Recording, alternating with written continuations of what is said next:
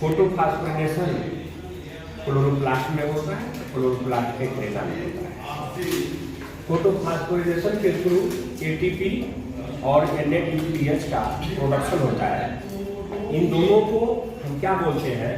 Assimilative power बोलते हैं। ये ऐसे पदार्थ हैं जो कार्बन डाइऑक्साइड के रिडक्शन में यूज होते हैं। इन्हीं की सहायता से कार्बन डाइऑक्साइड का परिवर्तन ग्लूकोज के रूप में होता है। जैसा कि हम जानते हैं कि फोटोसिंथेसिस के अंदर दो तरह का केमिकल रिएक्शन होते हैं, दो तरह की प्रक्रियाएं होती है। एक ऑक्सीडेशन होता है, दूसरा रिडक्शन होता है। तो ऑक्सीडेशन लाइट रिएक्शन में होता है और रिडक्शन डार्क रिएक्शन में होता है। लाइट रिएक्शन ग्रेना में होता है और डार्क रिएक्शन स्ट्रोमा में होता है। तो लाइट रिएक्शन का क्या प्रोडक्ट है? तो लाइट रिएक्शन के दो प्रोडक्ट है, एक है एटीपी और दूसरा है NADPH। तो एटीपी साइक्लिक में भी बनता है और नॉन साइक्लिक में भी बनता है, लेकिन जो नॉन साइक्लिक फोटोफॉस्फोरिलेशन है उसमें एटीपी के अतिरिक्त NADPH का भी क्या होता है? निर्माण होता है। तो जो हम नॉन साइक्लिक फोटोफॉस्फोरिलेशन की बात कर रहे हैं, यह स्टार्ट कहाँ से होता है? इसमें सबसे पहले जो P680 जिसको हम PS सेकेंड कहते हैं, लाइट एनर्जी सबसे पहले इस पिगमेंट के ऊपर चलती है। इस एनर्जी को पाकर ये जो पिगमेंट है एक्साइटेड हो जाता है और एक्साइटेड ये पिगमेंट क्या करते हैं? वाटर मॉलिक्यूल के साथ टक्कर करते हैं, उसको डिसोसिएट करते हैं और वाटर मॉलिक्यूल क्या कर जाता है? डिसोसिएट हो जाता है। इसमें H+ और OH ions. This phenomena is called photolysis of water. इसको हम फोटोलिसिस ऑफ वाटर कहते हैं। इस वाटर के डिसोसिएशन से हाइड्रोजन और इलेक्ट्रॉन दोनों जनरेट होते हैं। यहाँ से जो इलेक्ट्रॉन जनरेट होता है वो एक चैनल के थ्रू मूव करता है। यहाँ से जो इलेक्ट्रॉन निकलता है, जो एनर्जी निकलती है, वो कहाँ जाती है? एक प्रोटीन के पास जाती है, जिस प्रोटीन को हम क्या बोलते हैं? थियोफाइटिन बोलते हैं। थियोफाइटिन इस इलेक्ट्रॉन को ट्रांसफर करता है किसके पास? एक दूसरे प्रोटीन के पास, जिसको हम प्लास्टोक्यूनोन कहते हैं। प्लास्टोक्यूनोन से इलेक्ट्रॉन कहाँ जाता है? साइटोक्रोम B6 कॉम्प्लेक्स के पास जाता है। जैसे ही इलेक्ट्रॉन प्लास्टोक्यूनोन से साइटोक्रोम B6 में जाता है, यहाँ पर एक ADP का ATP में परिवर्तन हो जाता है। 1 ATP converted into 1 ATP। Now यहाँ से आगे क्या होता है? साइटोक्रोम B6 से निकला हुआ इलेक्ट्रॉन प्लास्टोसाइलिन के पास जाता है और प्लास्टोसाइलिन से इलेक्ट्रॉन P700 को ट्रांसफर कर दिया जाता है। P700 हार्ट को एब्जॉर्ब करता है, लाल प्रकाश से ऊपर वाले तरंगदैर्घ्य को एब्जॉर्ब करता है और यहाँ जो इलेक्ट्रॉन है P700 से ये ट्रांसफर हो जाता है किसके पास? एक दूसरे प्रोटीन के पास, जिसका नाम क्या है? थेरिडॉक्सिन।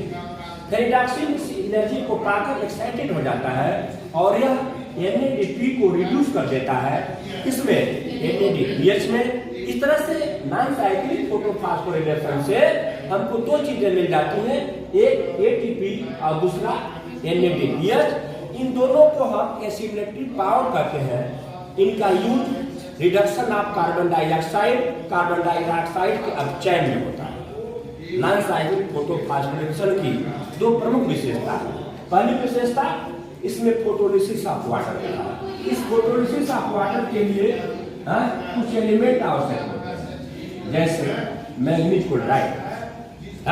ये एलिमेंट ऐसा है जो इस फोटोलिसिस को क्या करता है? मोटिवेट करता है, मोटिवेट करता है।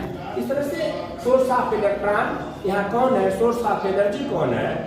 एनर्जी तो आई लाइट से, लेकिन यहाँ पे इलेक्ट्रॉन का सोर्स है, हाइड्रोजन का सोर्स कौन है? अगर ऐसा सवाल पूछा जाए तो उत्तर होगा वाटर। कौन है? वाटर। ठीक है। इसमें दोनों तरह के पिगमेंट सिस्टम इन्वॉल्व हो रहे हैं। कौन कौन? P680 as well as P700, 680 और 700 दोनों तरह के वर्णक्रम, दोनों तरह के pigment system non cyclic photophosphorylation में इन्वॉल्व होते हैं। इस तरह का फॉस्फोरिलेशन सभी ग्रीन प्लांट्स में पाया जाता है। That's about non cyclic photophosphorylation. Photophosphorylation chloroplast में होता है, क्लोरोप्लास्ट के क्रेटा में होता है। फोटोफॉस्फोरिलेशन के थ्रू एटीपी और NADPH का प्रोडक्शन होता है। इन दोनों को हम क्या बोलते हैं, एसिमिलेटिव पावर बोलते हैं। ये ऐसे पदार्थ हैं जो कार्बन डाइऑक्साइड के रिडक्शन में यूज होते हैं। इन्हीं की सहायता से कार्बन डाइऑक्साइड का परिवर्तन ग्लूकोज के रूप में होता है। जैसा कि हम जानते हैं कि फोटोसिंथेसिस के अंदर दो तरह का केमिकल रिएक्शन होते हैं, दो तरह की प्रक्रियाएं होती है। एक ऑक्सीडेशन होता है, दूसरा रिडक्शन होता है। तो ऑक्सीडेशन लाइट रिएक्शन में होता है और रिडक्शन डार्क रिएक्शन में होता है। लाइट रिएक्शन ग्रेना में होता है और डार्क रिएक्शन स्ट्रोमा में होता है। तो लाइट रिएक्शन का क्या प्रोडक्ट है? तो लाइट रिएक्शन के दो प्रोडक्ट है, एक है एटीपी और दूसरा है NADPH। तो एटीपी साइक्लिक में भी बनता है और नॉन साइक्लिक में भी बनता है, लेकिन जो नॉन साइक्लिक फोटोफॉस्फोरिलेशन है उसमें एटीपी के अतिरिक्त NADPH का भी क्या होता है, निर्माण होता है। तो जो हम नॉन साइक्लिक फोटोफॉस्फोरिलेशन की बात कर रहे हैं, यह स्टार्ट कहां से होता है? इसमें सबसे पहले जो P680 जिसको हम ये सेकेंड कहते हैं, लाइट एनर्जी सबसे पहले इस पिगमेंट के ऊपर गिरती है। इस एनर्जी को पाकर ये जो पिगमेंट है एक्साइटेड हो जाता है और एक्साइटेड ये पिगमेंट क्या करते हैं, वाटर मॉलिक्यूल के साथ टक्कर करते हैं, उसको डिसोसिएट करते हैं और वाटर मॉलिक्यूल क्या कर जाता है, डिसोसिएट हो जाता है। इसमें H+ और OH ions. This phenomena is called photolysis of water. इसको हम फोटोलिसिस ऑफ वाटर कहते हैं। इस वाटर के डिसोसिएशन से हाइड्रोजन और इलेक्ट्रॉन दोनों जनरेट होते हैं। यहाँ से जो इलेक्ट्रॉन जनरेट होता है वो एक चैनल के थ्रू मूव करता है। यहाँ से जो इलेक्ट्रॉन निकलता है, जो एनर्जी निकलती है, वो कहाँ जाती है, एक प्रोटीन के पास जाती है, जिस प्रोटीन को हम क्या बोलते हैं, थियोफाइटिन बोलते हैं। थियोफाइटिन इस इलेक्ट्रॉन को ट्रांसफर करता है किसके पास, एक दूसरे प्रोटीन के पास, जिसको हम प्लास्टोक्यूनोन कहते हैं। प्लास्टोक्यूनोन से इलेक्ट्रॉन कहाँ जाता है, साइटोक्रोम B6 कॉम्प्लेक्स के पास जाता है। जैसे ही इलेक्ट्रॉन प्लास्टोक्यूनोन से साइटोक्रोम B6 में जाता है, यहाँ पर एक ADP का ATP में परिवर्तन हो जाता है। 1 ATP कन्वर्टेड इनटू 1 ATP।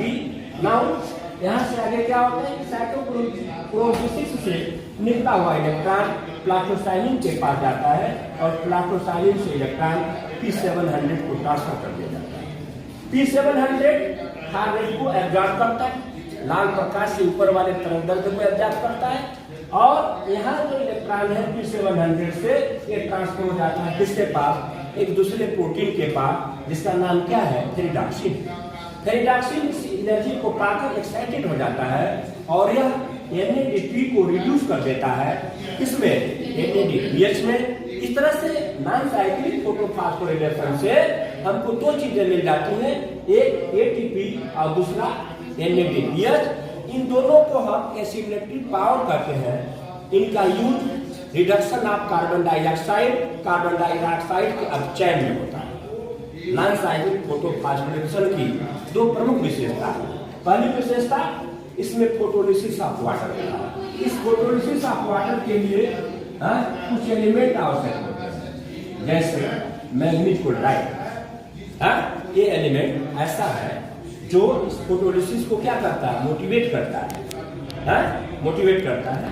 इस तरह से सोर्स ऑफ इलेक्ट्रॉन यहाँ कौन है, सोर्स ऑफ एनर्जी कौन है, एनर्जी तो आई लाइट से, लेकिन यहाँ पे इलेक्ट्रॉन का सोर्स है, हाइड्रोजन का सोर्स कौन है। अगर ऐसा सवाल पूछा जाए, ऊपर होगा वाटर। कौन है, वाटर। ठीक है, इसमें दोनों तरह के पिगमेंट सिस्टम इन्वॉल्व हो रहे हैं। कौन कौन, P680 as well as P700, 680 और 700, दोनों तरह के बड़ा कम दोनों तरह के pigment system non cyclic photophosphorylation में इन्वॉल्व होते हैं। इस तरह का फास्फोरिलेशन सभी ग्रीन प्लांट्स में पाया जाता है। That's about non cyclic photophosphorylation.